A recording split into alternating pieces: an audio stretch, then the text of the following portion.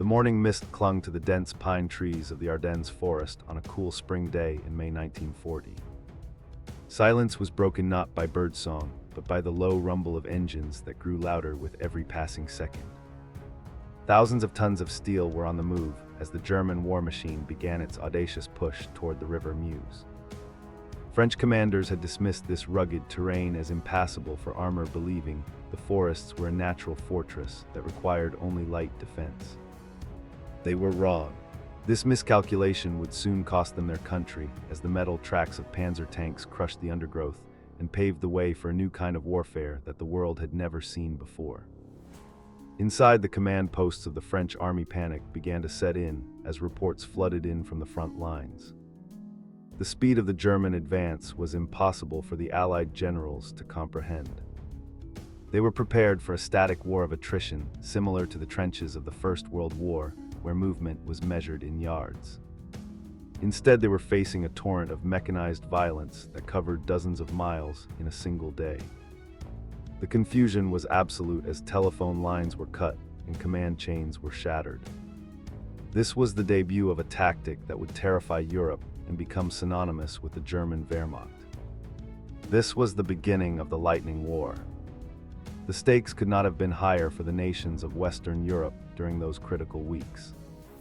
If the German forces could breach the defensive lines and reach the English Channel, they would effectively cut the Allied armies in half. The British Expeditionary Force risked total annihilation or capture, which would leave the United Kingdom defenseless against a subsequent invasion. The fate of democracy in Europe hung by a thread as the iron wedge of the German army drove deeper into French territory. Every hour counted, and the Allies were losing time they did not have. The collapse of France would reshape the geopolitical map and leave Britain standing alone against a continent dominated by the Third Reich. At the center of this military revolution was General Heinz Guderian, a man who had spent years studying the potential of armored warfare. While other nations viewed tanks as mere infantry support vehicles, Guderian envisioned them as the primary weapon of offense.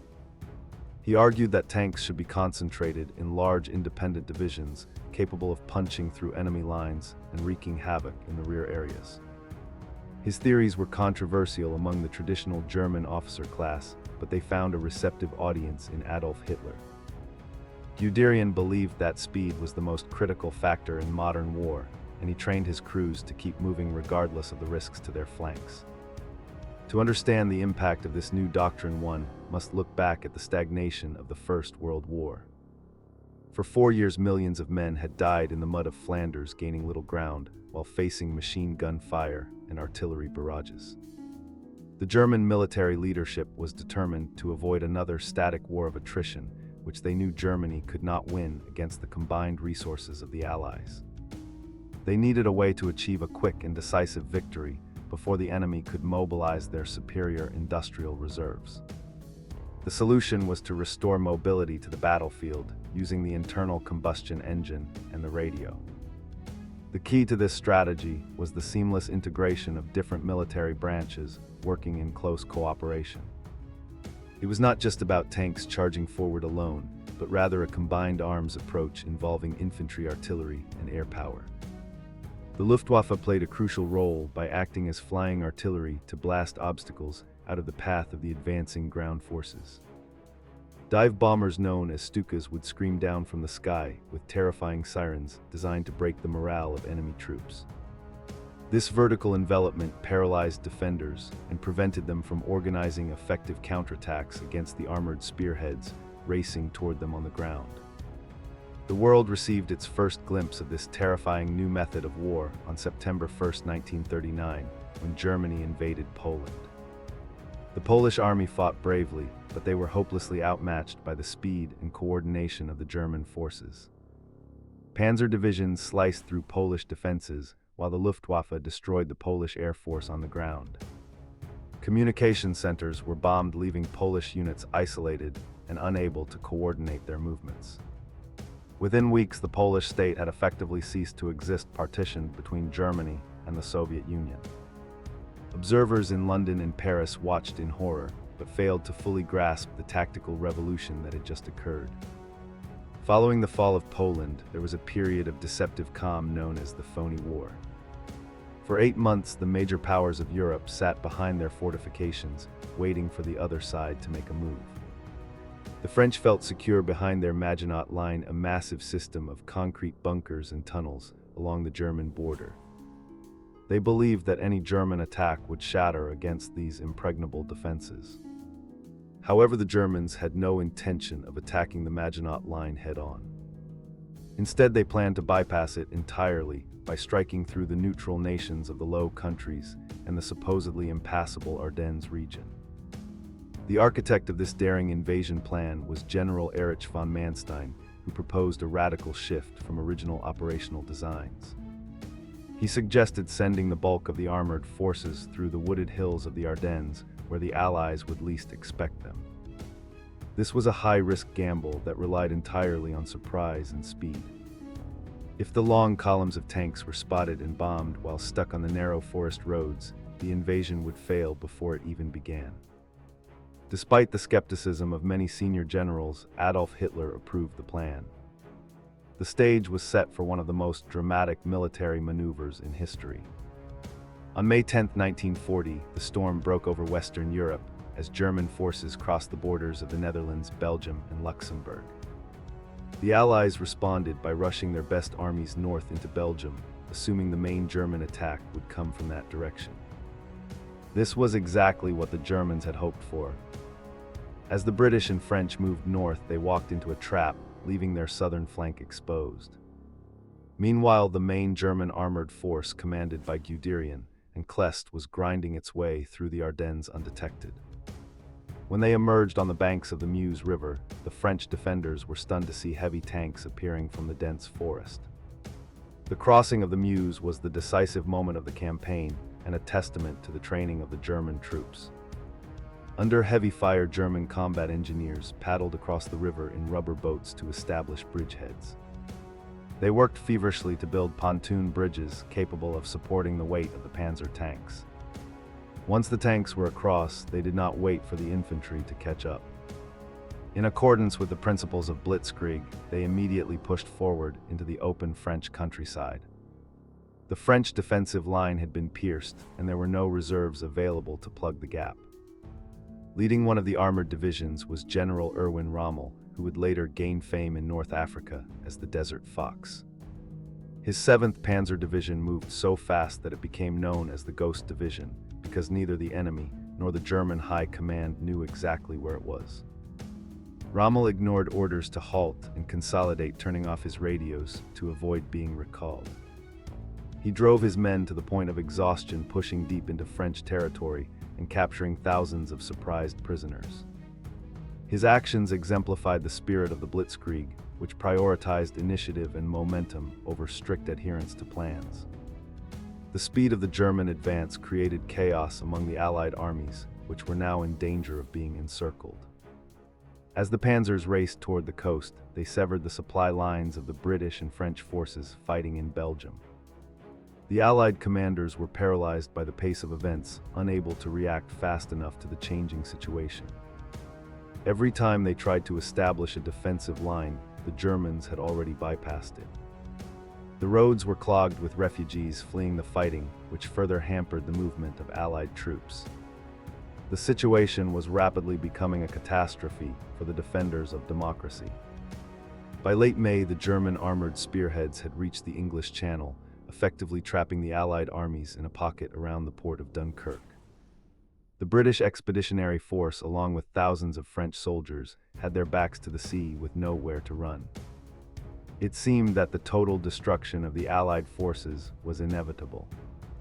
However, in a controversial decision, Adolf Hitler ordered the panzers to halt outside the city to allow the Luftwaffe to finish off the enemy. This pause gave the British a precious window of opportunity to organize a desperate evacuation known as Operation Dynamo. While the miracle at Dunkirk saved over 300,000 soldiers, the battle for France was effectively over. The German army turned south to finish off the remaining French forces. Morale in the French army had collapsed and resistance was sporadic. On June 14th, German troops marched into Paris, a city that had been declared open to avoid its destruction. The images of German soldiers marching past the Arc de Triomphe sent a shockwave around the world. France, a major world power with one of the largest armies in Europe, had been defeated in just 6 weeks. The fall of France was the high water mark of the Blitzkrieg in the West. The German propaganda machine hailed the victory as proof of the superiority of their martial spirit and technology. Newsreels showed smiling tank crews and invincible columns of steel sweeping aside all opposition. For the German public, it seemed that the war was already won. However, the strategic situation was more complex. Britain remained defiant, protected by the Royal Navy and the English Channel. The German tactic of lightning land warfare could not easily cross the sea. Adolf Hitler now turned his eyes toward the east to the Soviet Union, which he viewed as the ultimate enemy of Germany. He believed that the tactics that had crushed France would work equally well against the Red Army. Operation Barbarossa, the invasion of the Soviet Union, was launched on June 22, 1941. It was the largest military operation in history, involving over 3 million Axis troops and thousands of tanks. The initial results seemed to confirm the invincibility of the Blitzkrieg, as German armored pincers encircled vast Soviet armies. In the opening weeks of the campaign, the German forces advanced hundreds of miles, capturing millions of prisoners and destroying thousands of Soviet tanks. The speed of the advance was breathtaking, with panzer groups racing across the vast steppes of Russia. However, the sheer size of the Soviet Union presented a challenge that France had not. The distances were immense and the road network was primitive. German supply lines were stretched to the breaking point as trucks struggled to bring fuel and ammunition to the front. The engines of the tanks began to wear out from the constant dust and strain. As the Germans pushed deeper into Russia, they encountered a foe that was willing to absorb horrific losses without surrendering. The Red Army fought with a tenacity that surprised the German commanders. Even when surrounded, Soviet units often fought to the death, tying down German troops that were needed elsewhere. The Blitzkrieg relied on the psychological collapse of the enemy, but the Soviet state did not collapse. Instead, it mobilized its vast population and industrial resources for a war of annihilation. The quick victory that Hitler had promised began to slip away. Then came the weather. In the autumn of 1941, the heavy rains turned the dirt roads of Russia into deep rivers of mud. This period, known as the Rasputitsa, brought the German advance to a crawling halt. Trucks and tanks sank up to their axles and horses died of exhaustion trying to pull supply wagons. The speed that was the hallmark of Blitzkrieg was gone, replaced by a slow and grinding struggle. The Germans were tantalizingly close to Moscow, but they could not move their heavy equipment effectively. The delay gave the Soviets time to strengthen their defenses around the capital. Following the mud came the bitter Russian winter. Temperatures dropped to levels that the German equipment and soldiers were not prepared for. Oil froze in the engines of the tanks and weapons jammed in the sub-zero cold. German soldiers lacking proper winter clothing suffered from frostbite and hypothermia. The Luftwaffe found it difficult to operate in the freezing conditions, losing its ability to support the ground troops. The Blitzkrieg, which depended on precision and mobility, was frozen in its tracks. The elements proved to be a more formidable enemy than any army. In December 1941, the Soviets launched a massive counteroffensive outside Moscow, driving the exhausted German forces back. It was the first major defeat of the German army in World War II, and it signaled the failure of the Blitzkrieg strategy in the East. The war would not be over in a few months, as Hitler had predicted. Instead, Germany was now locked in a prolonged war of attrition on two fronts, a scenario that its military leaders had always feared. The Lightning War had turned into a long and bloody struggle. Despite the setback at Moscow, the German military attempted to regain the initiative in 1942. They launched a new offensive in the south, aiming to capture the oil fields of the Caucasus. Once again, the panzers made deep gains, but the strategic surprise was gone. The Soviets had learned from their mistakes and developed new tactics to counter the German armor. They created deep defensive belts packed with anti-tank guns and minefields designed to absorb the momentum of the German attacks. The era of easy victories was over. The turning point came at the city of Stalingrad, where the German Sixth Army was drawn into a brutal urban battle. In the rubble of the ruined city, the advantages of the Blitzkrieg were nullified. Tanks could not maneuver in the narrow streets and were easy targets for Soviet infantry armed with Molotov cocktails and anti-tank rifles. The battle became a meat grinder that consumed German manpower and resources. In November 1942, the Soviets launched a massive encirclement operation, trapping the Sixth Army. The surrender of the German forces at Stalingrad was a catastrophe from which the Wehrmacht never recovered. Meanwhile, in North Africa, the limitations of Blitzkrieg were also becoming apparent. General Rommel had achieved remarkable successes against the British, but he was constantly plagued by supply shortages. The British Royal Navy and Air Force interdicted the supply convoys crossing the Mediterranean, leaving the Afrika Korps without fuel for their tanks. At the Battle of El Alamein, the British under General Bernard Montgomery used superior numbers and firepower to grind down the German forces. It was a victory of logistics and attrition over tactical brilliance. By 1943, the initiative had passed to the Allies. The German army was forced onto the defensive, reacting to Allied attacks rather than launching their own. The Allies had studied the German tactics and adapted them for their own use. American and British armies were now fully mechanized and supported by massive air fleets. They had learned the lessons of the Blitzkrieg and were applying them with the backing of the enormous industrial power of the United States. The student was about to surpass the master. The greatest tank battle in history took place at Kursk in the summer of 1943. The Germans attempted one last major offensive to encircle Soviet forces, but their plans were known in advance. The Soviets built lines of defense that were miles deep. When the German panzers attacked, they were met with a wall of fire. The battle resulted in heavy losses for both sides, but the Germans could not replace their losses while the Soviets could. After Kursk, the German army never launched another major strategic offensive on the Eastern Front. As the Allies landed in Normandy in June 1944, the Germans found themselves overwhelmed by air power. The Allied air forces dominated the skies, making it impossible for German panzer divisions to move during the day without being attacked. The mobility that was the essence of Blitzkrieg was denied to them. German commanders were forced to move their units at night and hide them in forests during the day. The hunters had become the hunted. The lightning war was now being waged against Germany. The American breakout from Normandy, known as Operation Cobra, was a textbook example of mobile warfare. American armored columns smashed through the German lines and raced across France, liberating Paris and reaching the German border in weeks. General George Patton, a keen student of tank warfare, drove his Third Army with a relentless energy that rivaled Guderian. The Germans were now on the receiving end of the very tactics they had invented. They were encircled, cut off, and forced to retreat in chaos. In a final desperate gamble, Adolf Hitler attempted to recreate the success of 1940 by launching a surprise attack through the Ardennes in December 1944. This operation became known as the Battle of the Bulge. The Germans gathered their remaining panzer reserves, hoping to split the Allied armies and capture the port of Antwerp. Initially, they achieved surprise and made gains due to bad weather, grounding Allied planes. However, the fuel shortages and stiff American resistance slowed them down. When the skies cleared, Allied air power decimated the German columns.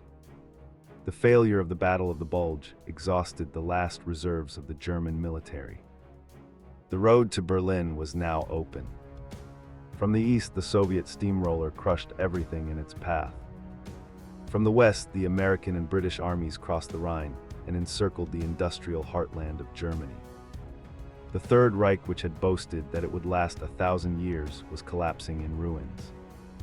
The once mighty panzer divisions were reduced to a handful of vehicles, often manned by teenagers and old men. The question remains, why did the Blitzkrieg fail in the end? The answer lies in the difference between tactics and strategy.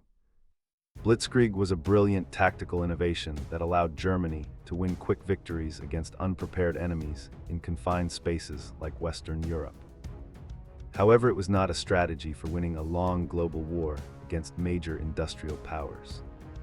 Germany lacked the resources, specifically oil and rubber, to sustain a war of movement on a continental scale. Once the initial shock wore off and the war turned into a battle of production, Germany was doomed. Furthermore, the reliance on the Blitzkrieg led to a neglect of logistics. The German planners assumed that the war would be over before supply lines became a critical issue. They underestimated the resilience of the Soviet Union and the industrial capacity of the United States. They built an army designed for sprints but found themselves running a marathon. The very speed that brought them early victories led them to overextend their forces, leaving them vulnerable to counterattacks and encirclement. The legacy of the Blitzkrieg, however, changed warfare forever. The days of static trench warfare were gone, replaced by the era of maneuver and combined arms. Every modern army today is built on the principles established by the German panzer divisions of World War II. The integration of tanks, infantry, artillery, and air power remains the gold standard of military operations. The concepts of speed, surprise, and encirclement are taught in military academies around the world. As we look back at the images of the panzer columns rolling through the dust of Poland and France, we see a terrifying display of military efficiency. It serves as a grim reminder of how technology and tactics can be used to unleash destruction on a massive scale. The lightning war swept across Europe, altering the lives of millions and leaving a scar on history that is still visible today. It was a storm of steel that rose with blinding speed and fell in ruin and ash, teaching the world a lesson in the ultimate cost of ambition and war.